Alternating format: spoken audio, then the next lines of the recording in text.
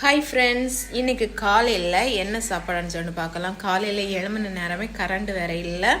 என்ன செய்யணும்னு தெரில. நேற்றுள்ள ரசம் இறக்கி அதை வச்சு சமாளிக்க வேண்டியதான். ரசமும் காலிஃப்ளவரும் பொரிச்சு முட்டைகோஸ் கூட்டு வச்சுருக்கு. வாங்க வீடியோக்குள்ளே பார்க்கலாம். இப்போ சோறு வெந்தாச்சு. அப்புறம் நேற்றுள்ள ரசத்தில் இவ்வளோ தான் மீதி. இதே ஸ்கூலுக்கு எப்படி ஒப்படைச்ச வேண்டியதான். நம்ம தானே கரண்ட் வந்த பிறகு செய்ய வேண்டியதான்.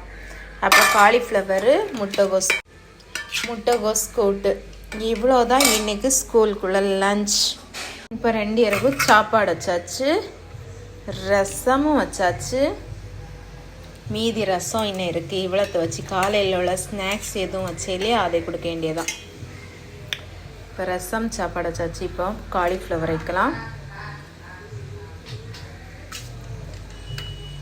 காலிஃப்ளவர் முட்டைகோஸ் கூட்டு வச்சலாம். இப்போ மிதுசு முட்டைகோஸ் கூட்டு சாப்பிட தொடங்கிட்டான். அதனால் அவனுக்கு முட்டைகோஸ் கூட்டு மட்டும் தான் பிடிக்குது. இப்போ முட்டை எல்லாம் போட்டு வச்சுருக்கு. முட்டை, மிளகு பொடி, ஜீரக பொடி எல்லாம் போட்டு ஒரு முட்டைகோஸ் கூட்டு வச்சாச்சு. இப்போ லஞ்ச் வச்சாச்சு. இப்போ சாப்பாடு கொடுக்க வேண்டியதான். காலையில் டிஃபன் எதுவும் போடலை. சாப்பாடு தான் இன்றைக்கி கொடுக்கணும்.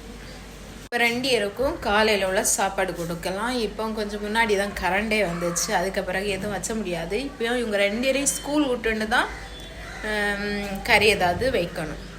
இப்போ இவங்களுக்கு சாப்பாடு கொடுக்கலாம். சாப்பாடு கொடுத்து முடிஞ்சாச்சு. இப்போ 2 பேரையும் ஸ்கூலுக்கு கொண்டு விட்டிட்டு வரணும். ஓகே, இந்த வீடியோ பிடிச்சிருந்தா லைக் பண்ணுங்கள், சப்ஸ்கிரைப் பண்ணுங்கள். ஓகே, பாய்.